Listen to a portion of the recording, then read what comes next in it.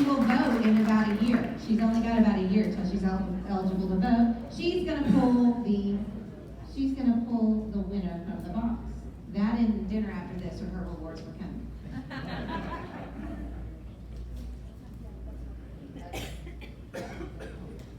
The winner, Andy and Sarah Baus from Mapleton. Vote. Andy and Sarah Baus from Mapleton. Are you guys still here? We'll hold on to this for them and let them know.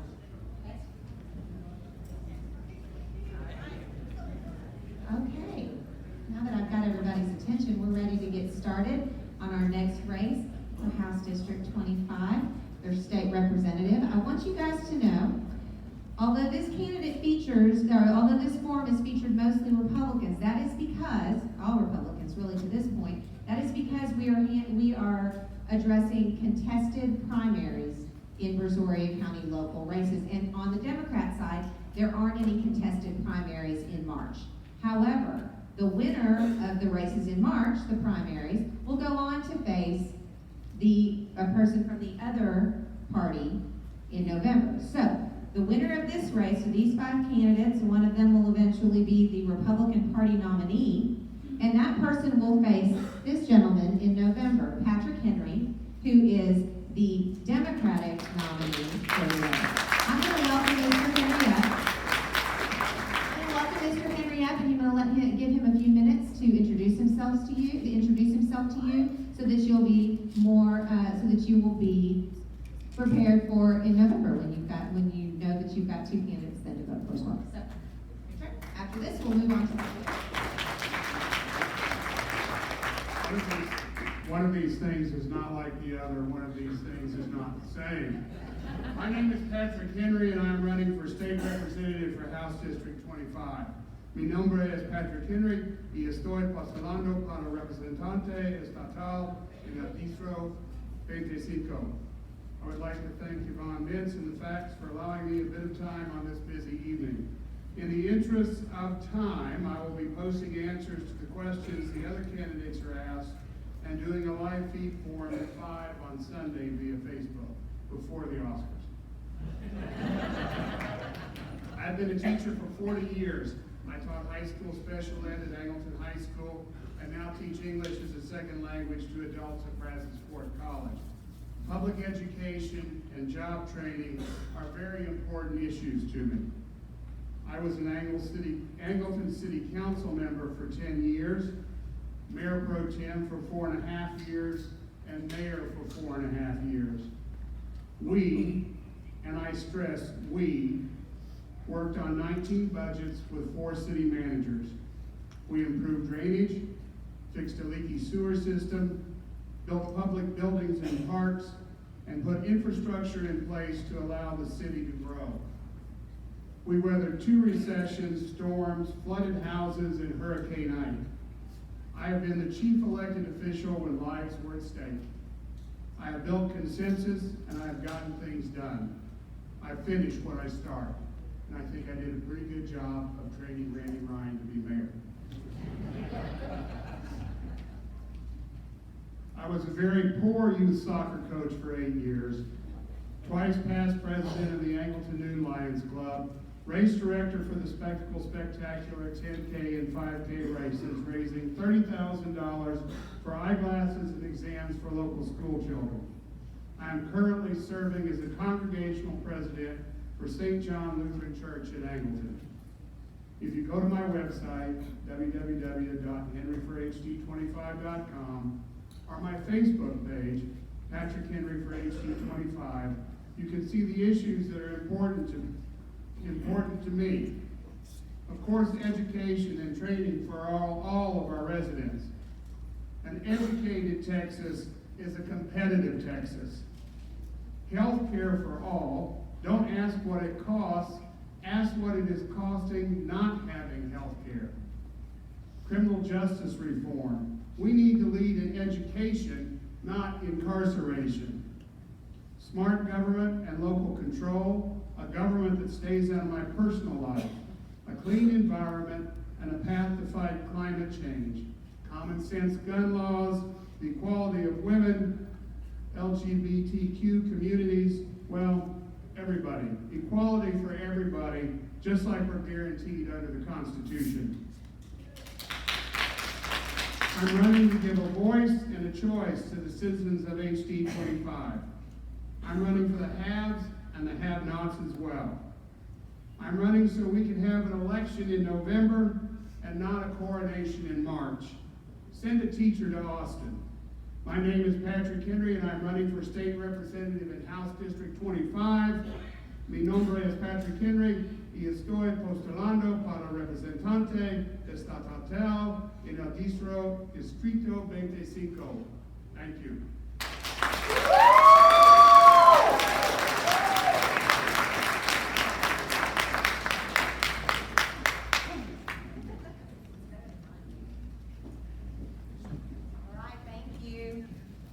Now we're going to move straight on to the introductions for each of you. I'm going to ask you to keep it at 1 minute, and I am going to actually time because we want to get all of you guys. Okay, so Michael, are you ready?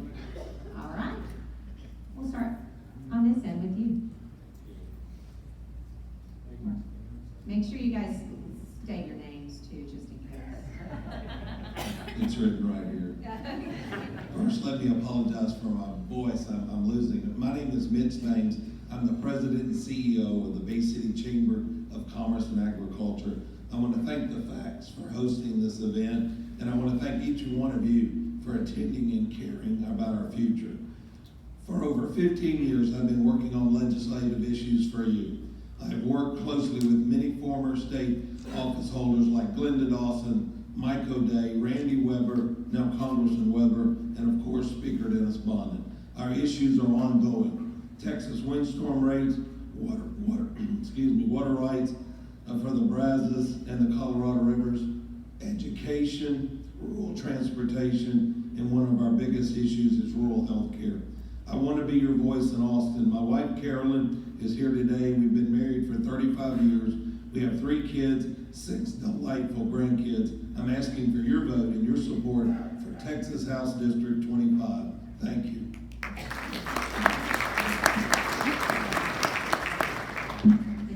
Hi, good evening, everybody. My name is Rhonda Seth, lifelong Brazoria County resident. I'm a wife, I'm a mom. For the past decade, I've been serving our community as an emergency room nurse, and for the last several years, also as a local educator.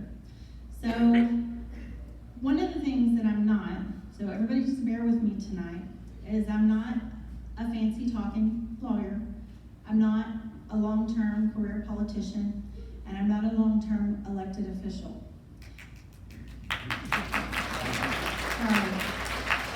I'm just a nurse. I'm just a citizen here. And the reason that I got into this race is because I was, as a wife, a mom, a nurse, I am deeply concerned that our liberties, our freedoms, our money, and our values are being traded away behind closed doors in Austin. Now, I don't know if that bothers y'all, but it bothers me. So I appreciate everybody coming tonight, truly. And tonight you're going to hear a lot of political talk. And one of the things that I think you should know is that we're going to hear things about Second Amendment and borders and property taxes and all of that. And there's one thing that's very different about my candidacy. I was the only candidate who stepped up to challenge the third most powerful man on your behalf because I really cared about all of those issues. Thank you.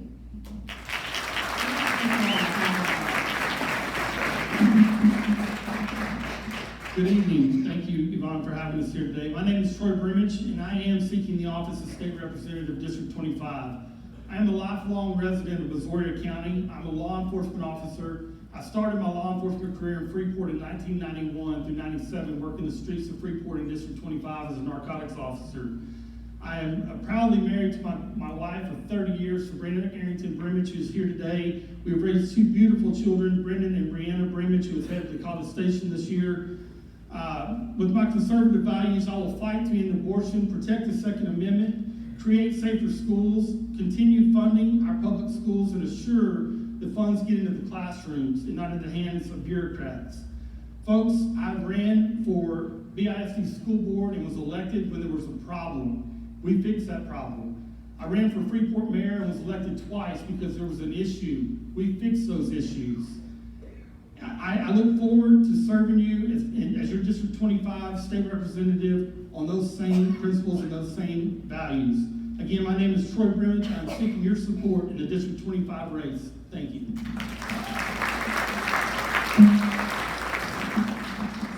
Well, howdy.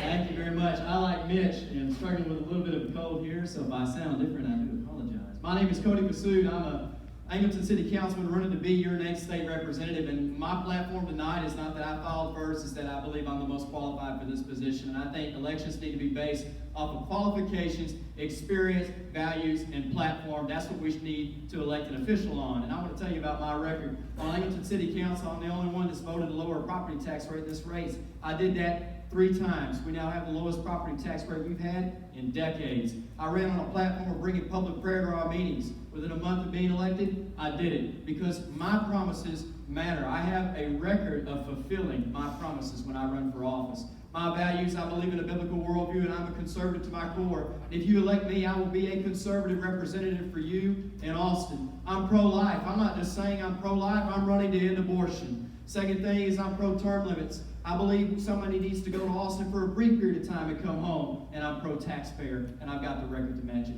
Thank you all. I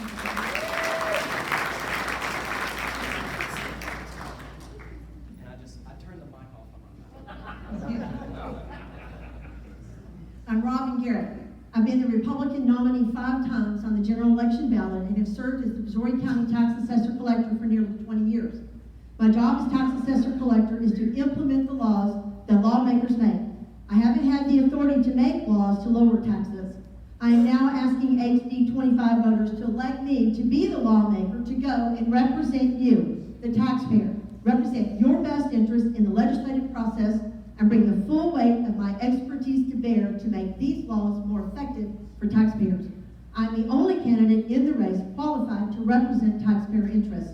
I will work for only what is in the best interest of the district.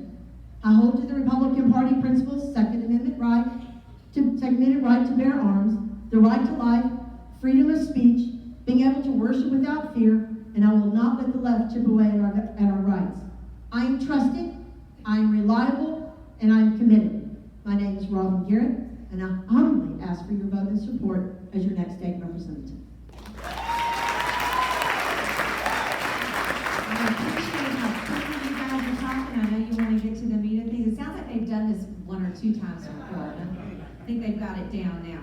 Okay, I'm going to start with the questions that I get asked most often. Okay, there's 2 of them, and they're kind of companion questions. We'll start with the first one, and these are more like yes or no questions. My question, these came from more than one reader. My question is which, if any, of the candidates for House District 25 are funded, backed, or endorsed by Empower Texas? Anybody? I'll take that one. I'm certainly not backed by Empower Texas. I am very proud in my race that I'm supported financially and significantly from the local business people. And if you look at my finance report, you'll see that I'm backed by local money, local businesses, people that make a difference in District 25. And I'm not sure if anybody's empowered, are backed by Empower Texas or receive money from them, but I'm sure that we'll find out tonight. Well, I'm not accepting any PAC money at all. I believe elections need to be based off of money from you, and I've been supported primarily by my friends, colleagues, and people that know me, people that came to my fundraiser here that we had last Thursday.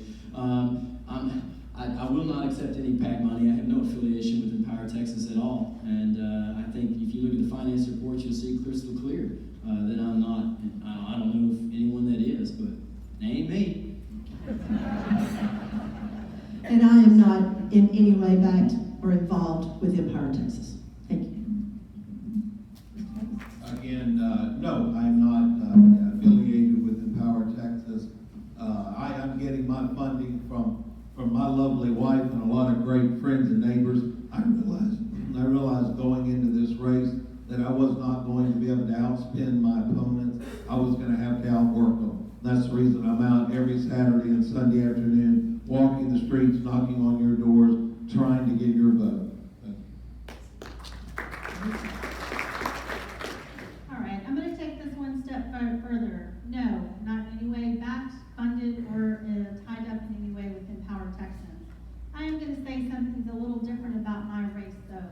When I got into this race, it was just me and the third most powerful man in the state. I would go to local meetings and people wouldn't even look at me or make eye contact with me because he was so deeply entrenched and well-funded.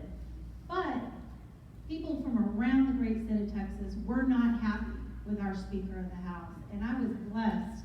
I have been supported at a grassroots level from around the state of Texas, and then when our Speaker stepped down, I received hundreds of small donations from my local community, and I am proud of all of it. Thank you.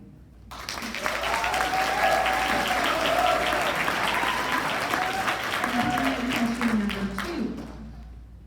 Were any of you encouraged to run, or have you received help from, financial or otherwise, our current Speaker of the House, Representative Dennis Farmer? No, the Speaker and I are very good friends. We've talked often. I'm not going to divulge what he told me when I announced that I was going to run. But being underfunded and from Matagorda County, it wasn't very supportive. But I'm running because I want to represent you. I'm not running because any one individual asked me to run. I ran because I'm trying to fight for you. I've been fighting for you for 15 years, fighting Austin and fighting the legislature and trying to manipulate it where it's in our benefit. And so that's the reason I'm running. Thank you. Thank you. I absolutely have not in any way been encouraged by Speaker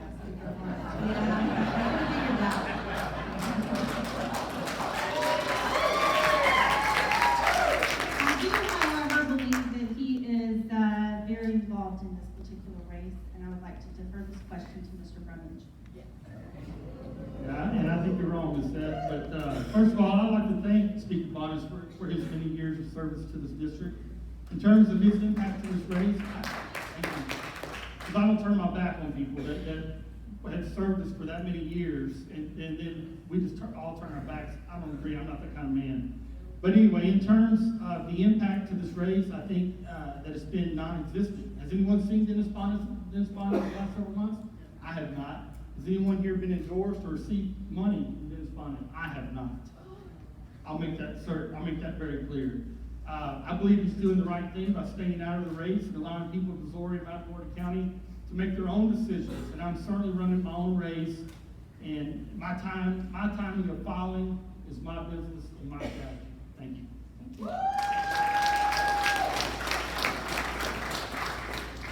Not at all.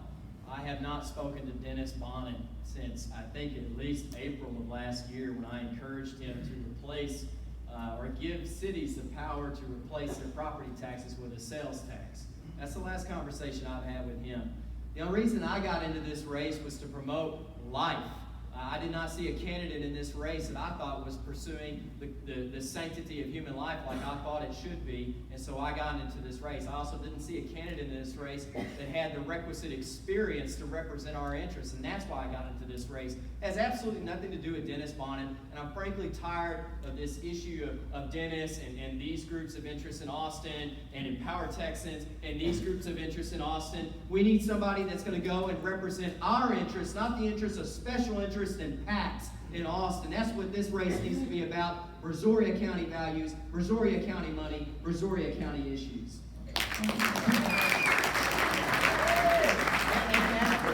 I forget where I'm at. I have answered this question many times on my Facebook page. Dennis Bonnet is not involved in my race. Dennis Bonnet's money is not involved in my race, and I'm not endorsed in this race by Dennis Bonnet. So I'm not the only one who's been getting those questions, right? You guys have been faced with them as well. If there's a next question that was asked the most often, and in many ways, it's this one. There has been a legislative trend to lessen local control How do you define local control? And what are the areas you believe should be determined by the local taxing entity? And what areas controlled by the state? We'll go ahead and start with you. You know, and this is a good point, because I believe local control is the individuals that I see every day, whether it's the mayor pro tem, whether it's the school trustee. That's what I say is local control. And we have an ability to elect them every term that they come up. We have the ability to throw the bums out if we don't like what they're doing, and that's where local control is for me. But let me tell you, I think that we're trying to fix the situation in the wrong way. I think our problem is the value increases of our property each and every year. We are being taxed, whether we cap something at 2.5%. What we've got to do is we've got to be careful with our evaluations. That's where the situation is. Colorado, for instance, your valuation is what you bought the property for, and it's set for 5 years. And that's a great way to look at it. We look at it at 5. I could go 7. A lot of people I talk to want to go forever. I'm not sure that we can do that. But property taxes is the values of our property taxes. It's what's going on. I only heard of one county, Harris County, trying to go up 8% before the law went into effect. I don't know about you, but none of my local tax entities were trying to go up extraordinary amounts of tax rates. So I think they tried to fix the problem, but it was not the right fix. The right fix is managing our values as well as the Texas windstorm insurance increases that are obscene.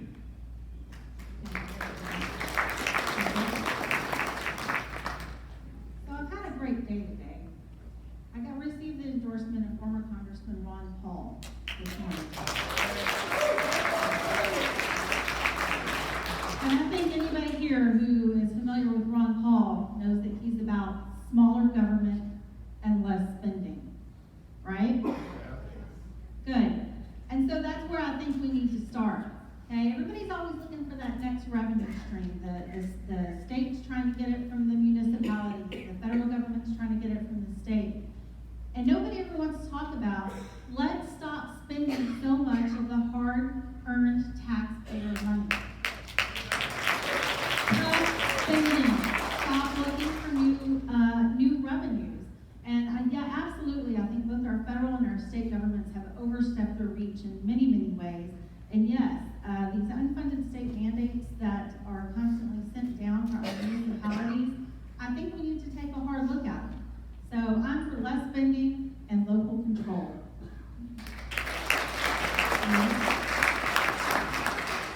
As a two-term mayor and as a school board member, I absolutely support local control. These are the men and the women that are elected to face the constituents on a daily basis. They have to answer to them on a daily basis. And we, in Austin, does not have a clue to what needs to go on in Freeport, Texas, or anywhere in District 25 for that matter, at a local level, more than the local elected official. I think we need to get back to Austin sharing more of the burden of the expenses. In the past, the state, on a historic average, picked up some of that cost, and we got to get back to that. That's one of the ways that we can cut our property taxes. We got to figure out a way to reduce these property taxes by at least 25%. We're the third highest at a New Hampshire and New Jersey. We're the third to New Hampshire and New Jersey. And we've got to do something about that, folks. If you go right across the line to Louisiana, they're way lower than us. We can figure that out. But we have to be responsible. Spending is a big part of it. But we've got to get the burden back on the state as well.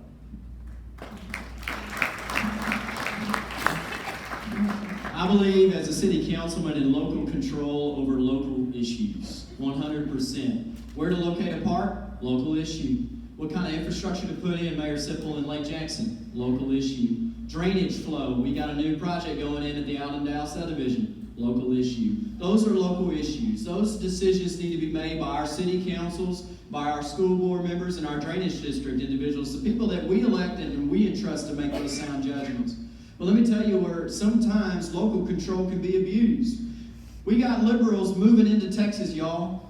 We got liberals coming into places like Austin where they try to take away private property rights from individuals. And guess what? Those good tax-paying Americans in Austin are our constituents too in the legislature. And so the legislature historically has put in protections for them to prevent the abuse of local control. And I support the legislators' efforts to do that. Let's talk about SB2, the property tax cap. It's no real cap at all. All it does is empower you as a taxpayer to be able to vote if your city council is going to increase that budget by more than 3.5% in 1 year. You ought to have that authority to check in, to rein in property taxes. That's not taking away local control, that's empowering individuals. And I believe in empowering individuals. But if it's a local issue, I support our city councils, our drainage districts, and our school boards to make those decisions. Don't turn it off this time. I did. I'm so sorry. I don't know what it is. It's literally. Are we back? I'm kind of spinning. We're cutting the electricity. Let's hear it. As a Republican, I am in favor of limited government. Local control is important. The state doesn't need to micromanage. I'm the only candidate in this race uniquely qualified to prevent unfunded mandates and to work to implement lower tax rate legislation. As tax assessor collector, I've advocated for you and Commissioners Court, advising on how they can give taxpayer relief. They took the advice, and the county tax rate has been lowered by 17% over the last several years, allowing the addition of new construction to the rolls to generate additional revenue, while total taxes on existing property, like our homes, has not increased. This is real tax relief.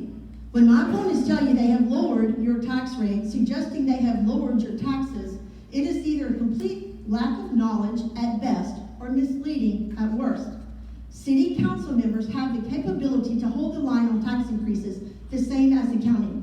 These two candidates have the ability, as elected leaders, to decrease the total taxes imposed on taxpayers as their respective cities, but they haven't, despite what they will tell you. When values go up, tax rates should come down. However, tax law says that taxing units values increase due to an increase in appraised value, and a tax rate is adopted that would generate additional revenue on those same properties from the previous year, whether that rate is lower than the previous year or not.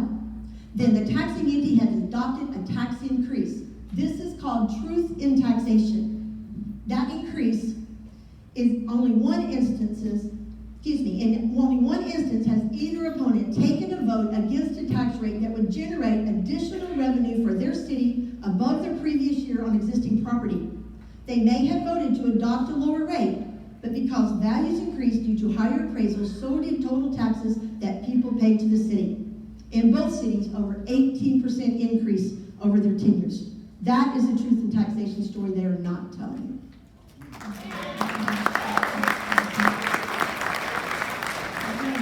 New question, and this one, I think we'll start with Mayor Brumage, so we're gonna try to move around who starts first. So y'all, again, y'all keep me honest if I miss one.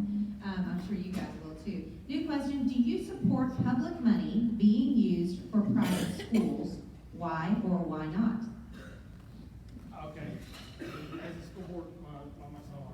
Hang on, I'm to the rescue. That's a real short and to the point question for me. No, ma'am, I do not support public money to private schools. I believe that I'm a product of public education. My two children who are headed to College Station are a product of public education, and I will continue as long as I am in any position, from school board to mayor to state representative, to put our public schools first. They deserve it.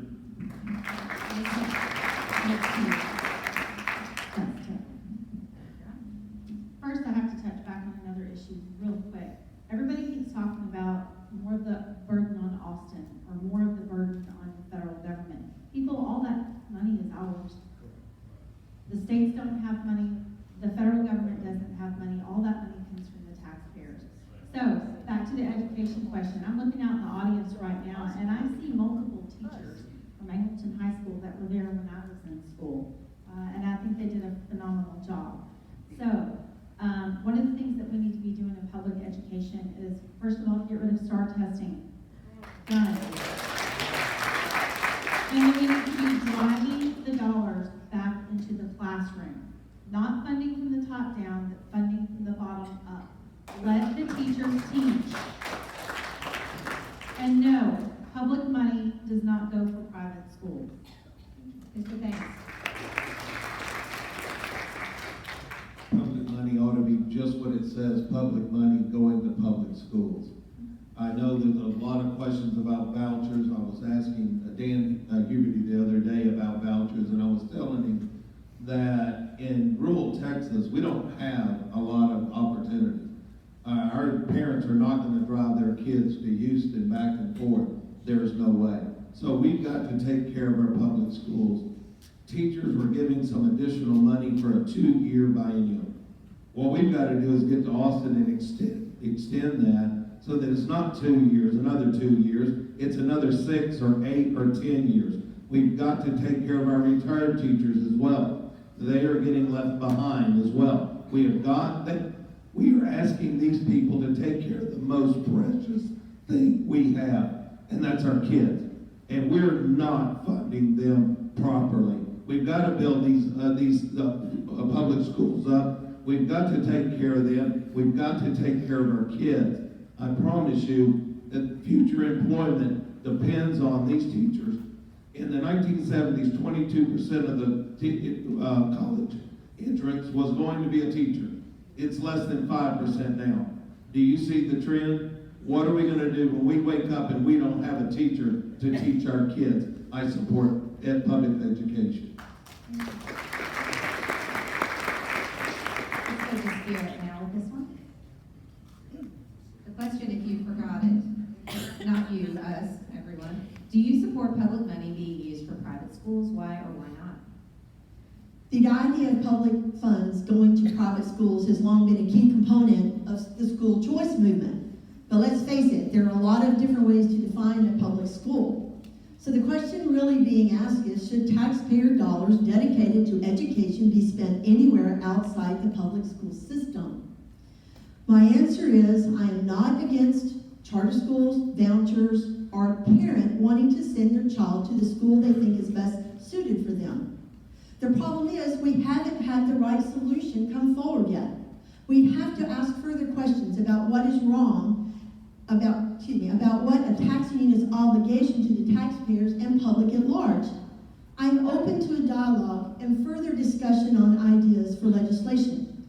This is another example where finding a balance between the taxpayers and local government would be important, and why I would be the most qualified to handle as your state representative.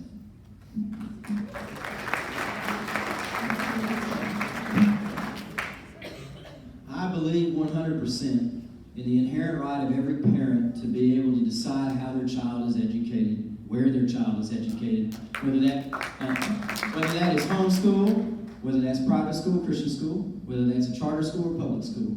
To the question about whether I believe public money ought to be able to be spent on a private school. Public money to me is money from another taxpayer. I'll give an example. Troy can be my example here. Troy's tax dollars ought not to be able to be used to educate my child in a private school. Because that's public money. Public money ought to be spent on public schools. That's where it belongs. So businesses in this room who pay the bulk of our property taxes and sales taxes, that money ought to be going to our Texas public education system, which needs to be the best in the nation, not near the bottom like it is now. But as an individual taxpayer, the only voucher I could ever get behind would be if it's your own money. Your own money. But I cannot support using other people's money to pay for your child's private education. Let me tell you why. Because you would not be giving them any control over it. And everybody in this room that has their kid, either homeschooled or in a Christian school, you do not want government dictating how you teach your child. And when you take public money, that's exactly what you're opening up the door to do. So I believe in school choice. I believe in supporting public education. Those two ideas are not mutually exclusive.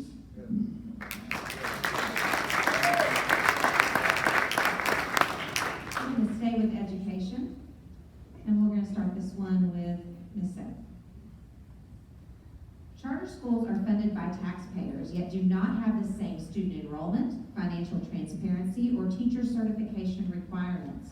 What would you do to eliminate charter schools or bring them under the same laws, rules, and regulations as public independent school districts who receive taxpayer funding? Right, so I think this is really just an extension of the previous question. Our public school systems are here to stay. The quality of the students that come from the public school system affect everybody.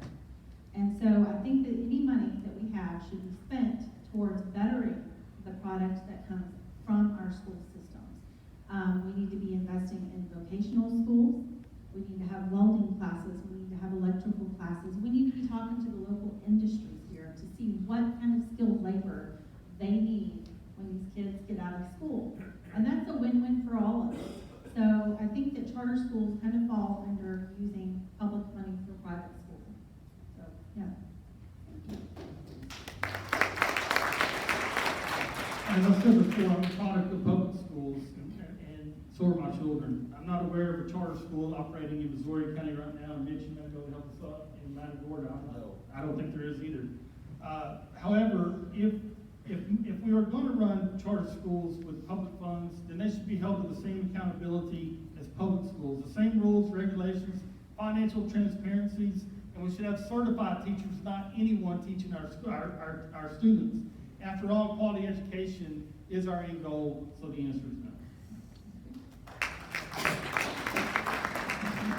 Charters serve an important part of our education system. There are kids in urban areas in particular who are being failed by public schools. If you take away charters, you take away an avenue for them to get ahead in life.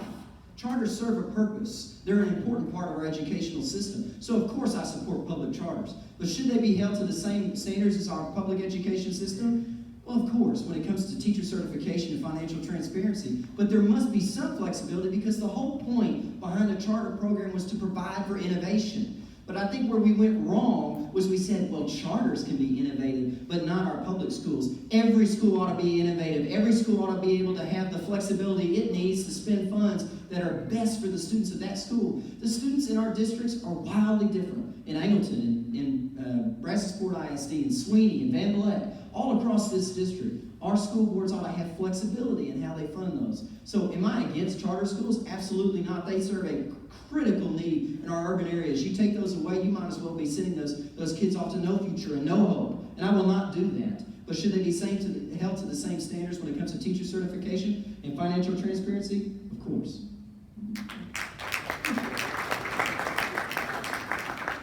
I'm watching him turn off the mic, that's why I'm laughing. As a Republican, I, of course, am for less regulation and more choices in our education system. We all know it has to make sense. There are successful models for charter schools, but we have seen our local attempt not succeed, and other charter school entities fall victim to embezzlement and other issues. There has to be a standard that's implemented.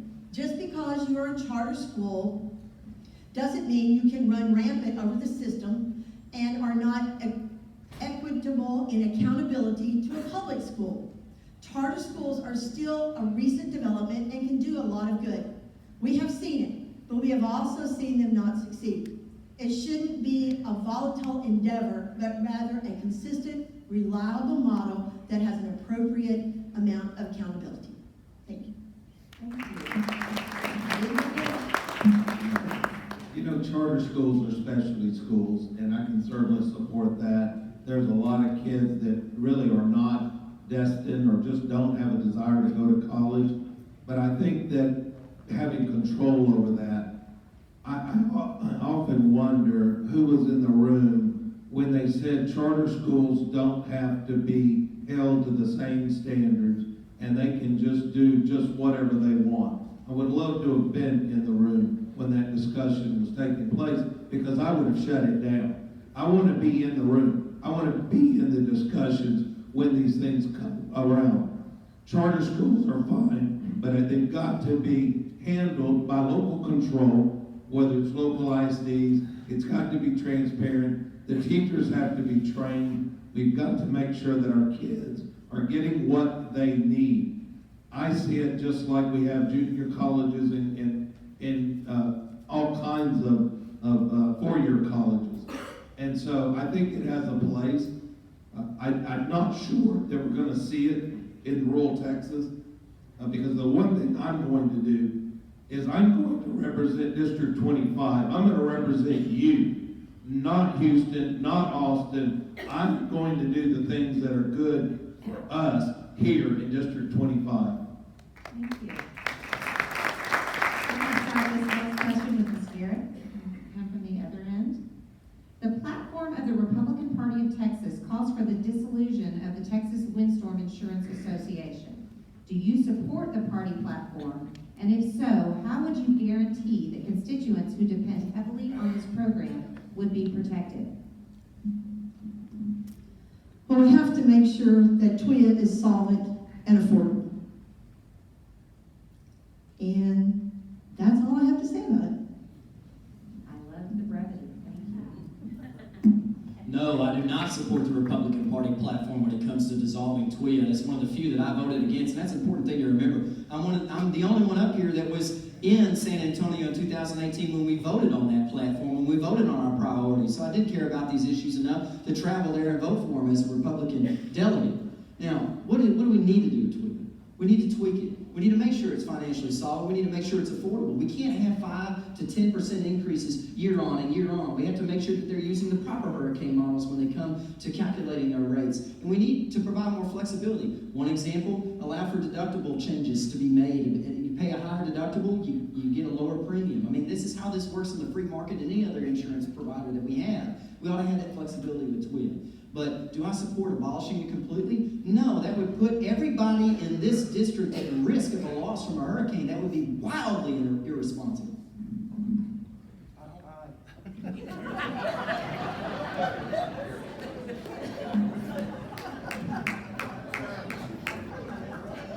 As an insurance agent, I've seen a lot and worked a lot with TWIA, and no, we could not abolish the Windstorm Association at this point. The people in District 25, the people in the state of Texas could not afford it, especially us here on the coast. But what we have to do is we have to manage it, just like I think Rhonda referred to earlier, in being responsible with our spending. As an agent, I've seen claims to where the same damage gets $10,000 check, and this person gets a $30,000 check. And this person pockets $20,000 and fixes $10,000 with their house. That's why the system's broke, is because it's not managed correctly. And until someone stands up and goes in there and runs it like a business and fixes it, then we're going to continue to have this problem. And the people in District 25 are going to continue to suffer and continue to have the burden, the financial burden on themselves and not afford their homes. So we're going to have to do something about it, and we're going to have to do something about it quick.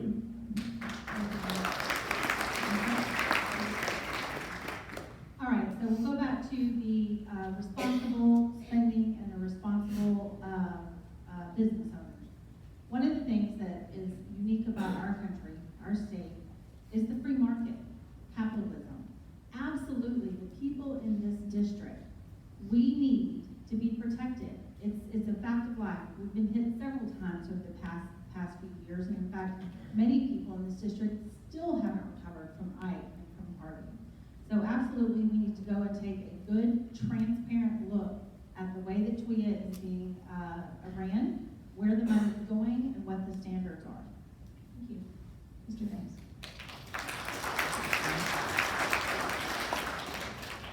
Sometimes I wonder if on the wall at TWIA there's not my picture with dart holes in it, because I've been battling TWIA and these raises for years and years.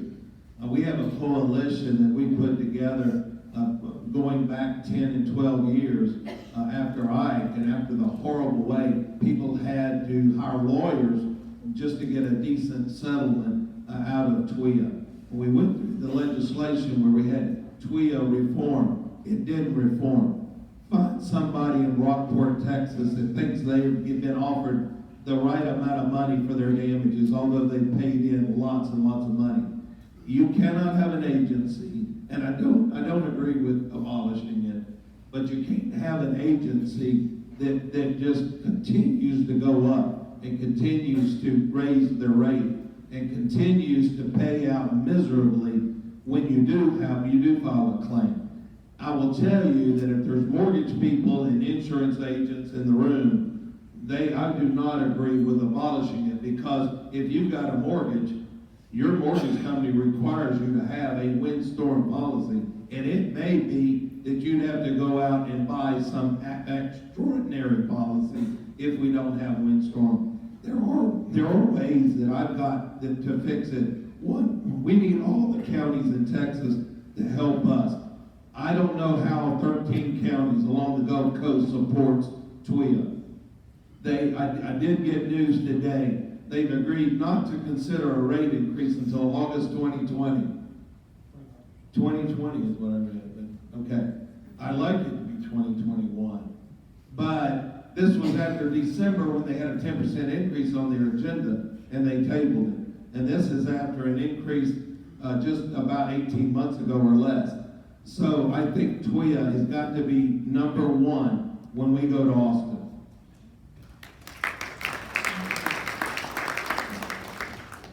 Okay, I'm going to start the next question directed to Ms. Seth.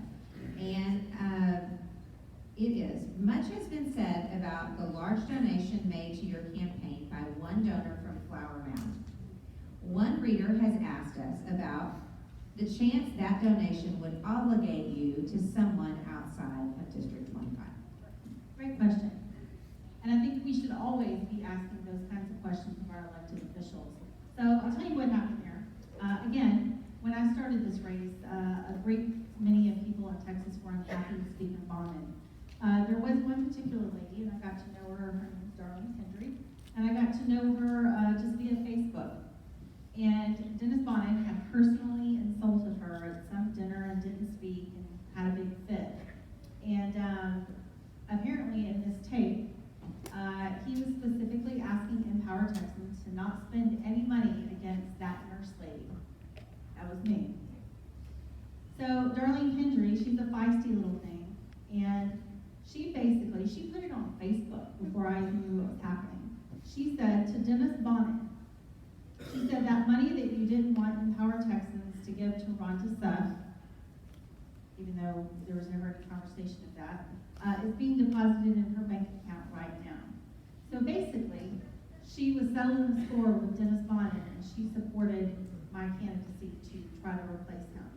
And Austin doesn't have anything that I need or want. Everything I need and want is right here in this district. I'm obligated to no one. I owe no favors.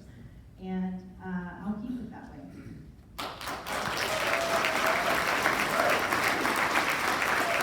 The next question is a companion to that. That was a little bit more specific for you because we had the one donor to address and the question came from the reader. This one's more general and to everyone. There are a lot of competing pressures on a Texas elected representative. Colleagues want you to bond with them. Special interests want you to meet their needs. Your political party has priorities it wants you to work on. Cities and counties in your district want you to take care of them. And of course, the voters want you to go with their priorities. How will you respond to these pressures, and what will guide your votes? I'm going to start with Mayor on that. Or I guess I should specify. Mayor Burns.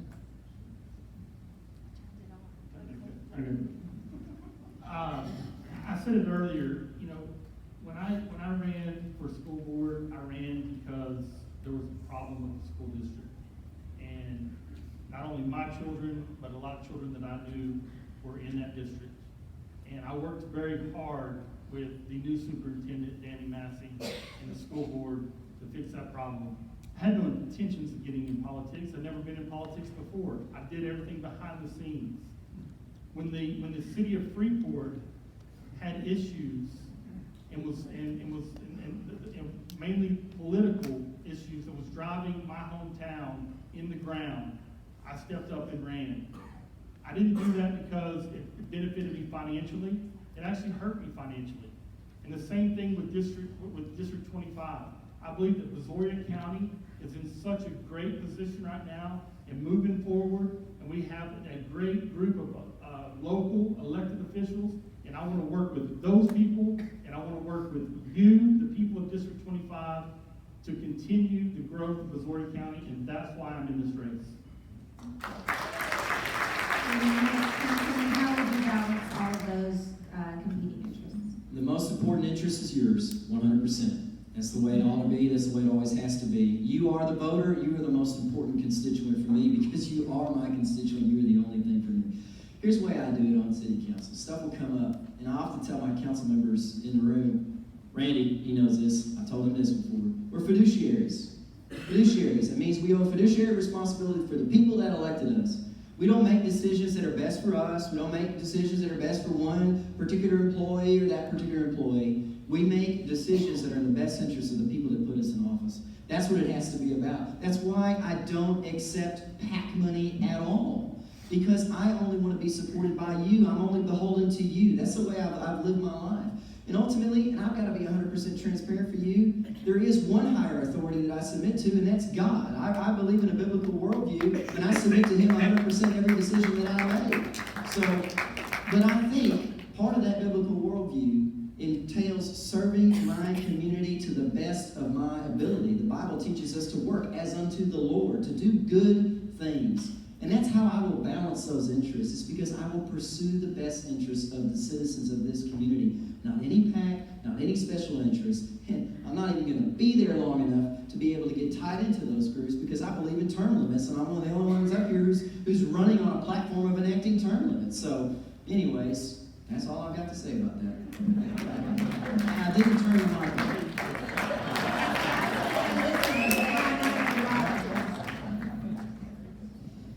Yvonne and fellow citizens, I am not a politician. I am a servant. I spent 35 years of my life serving the citizens of Brazoria County. I have learned how to balance between serving citizens and local government. I have no agenda running for this office other than for the love of the people of this district and the state of Texas. Serving as state representative will be my only job. I will have no conflict of interest, as in my only interest will be you. And I bring all the weight of my experience and knowledge to serving you. I had a great career with the Bell system, working in Matagorda County and southern Brazoria County here. I climbed the corporate ladder, did the golden parachute, and then went to work for the Bay City Chamber of Commerce and Agriculture. I don't know if you'd call what I get as a paycheck, but I get an emotional paycheck. I get to work for you already. I've spent a lot of time in Austin. I spend a lot of time with the agency. I spend a lot of time making sure that my chamber members are represented and be an advocate for them. I see this just as one more step up to make sure that I'm able to take care of you and every one of your needs. I think one of the main things is to have a strong state rep's office. And so that we've got staff that can be your one-stop shop to take care of agencies and take care of red tape.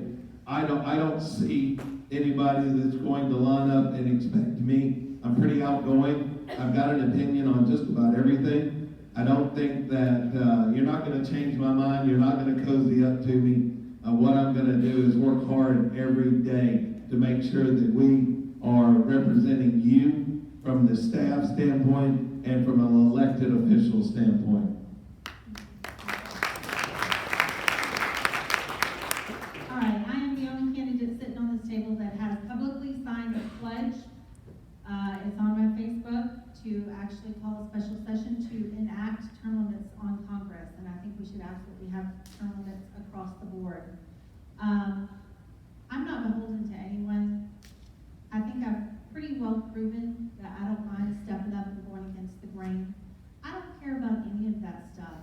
The only thing I care about is being effective.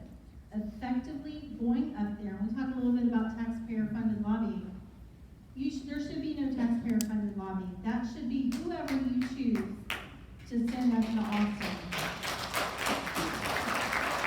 We should be your lobbyists right here. You should come to us. We go up there and get things done. And that's all I care about. Let's be effective. Let's protect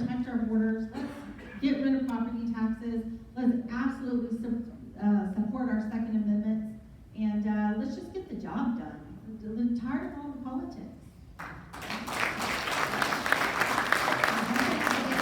I'm gonna ask one more question if y'all allow me, is that, okay? You have to leave. You have to leave, I understand. But we touched on it a little bit earlier, the issue between local control and state mandates. And this one, I think it's important, so we're gonna go back to it because I did get the most questions about it. The 86th legislature enacted a restriction on local governments reducing the increase in taxable value allowed before triggering a rollback election. That went from 8% to 3.5% increase in taxable value. The reader who submitted this question and a couple of others who submitted similar questions feels this limits local governments and their ability to maintain or improve infrastructure, even perform maintenance that will increase safety. What are your thoughts on that tax cap? And would you be willing to survey cities and support for their input for this to be revisited? You can go ahead and take that question. And particularly, it's interesting for the mayor and councilman who have addressed that previously. I'll take it as the mayor, and I'll leave the school board alone, just as my latest experience as the mayor. If you get a cap like that at 3.5%, and you have a city administration that has been stealing the city blind hundreds of thousands of dollars without the knowledge of anyone, and you're dealt with having to figure out how to pay to keep the city running, and that's your cap, it's impossible. That's not fair to the citizens in that city. It goes back to local control. If you don't like the way that the elected officials in your local town raise the taxes, then vote them out in 2 years. And that's why I'm sure they keep it to 2 years, some are 4. But vote them out. But don't put a cap. Don't restrain the people in the local cities that are, the first responders that are protecting you are leaving because of these caps, because the cities can't afford to pay them to protect our citizens. We cannot allow that to happen. So absolutely not. Do not limit the local cities.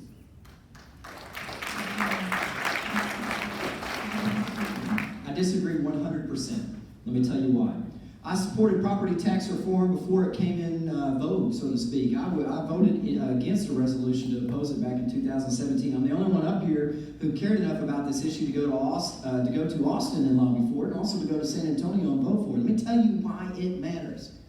1, it's not a cap. That's a false statement. 2, all it is a trigger. That's what it is. It's a trigger to shift control from council to you, the voter.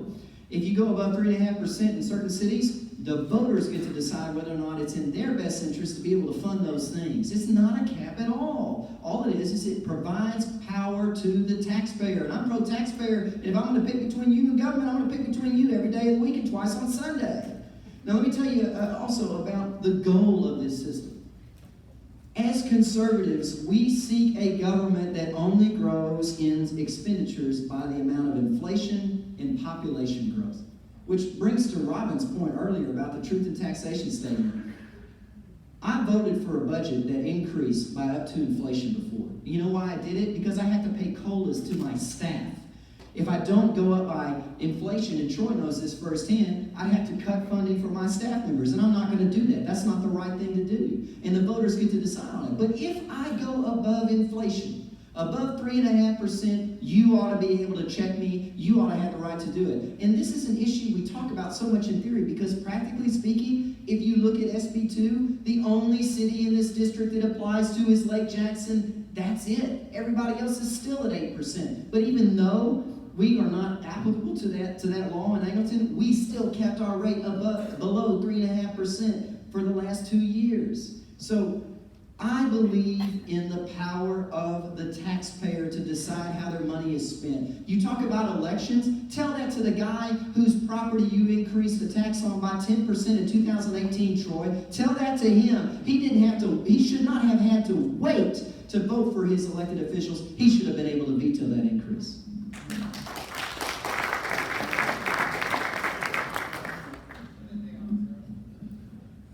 Everything you just said, Cody, as far as the tax rate and all that is true. But what you did fail to mention, that 3 out of the 4 years that you were on council, you did vote for a tax increase. I did. You did. You Absolutely. voted for a tax increase up to 18%, but it was still a tax increase. When you add all of them together, it's 18%. And the same thing in the city of Freeport, for 3 years in a row, you add them together, it's 18%. What Senate Bill 2 does is exactly what Cody said. It allows that a tax increase to generate more revenue on your property in the previous year. If you go over 3.5%, it will go to the voters. It gives you the control. There's nothing wrong with that. You are not limiting local government by lowering a cap. You are only asking the taxpayers for it to be all right to spend the money that you have every right and every ability to convince them that you need to spend it. And it's there for taxpayer protection and a taxpayer vote. You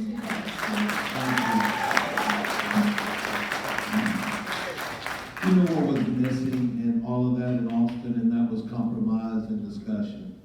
It was one way only.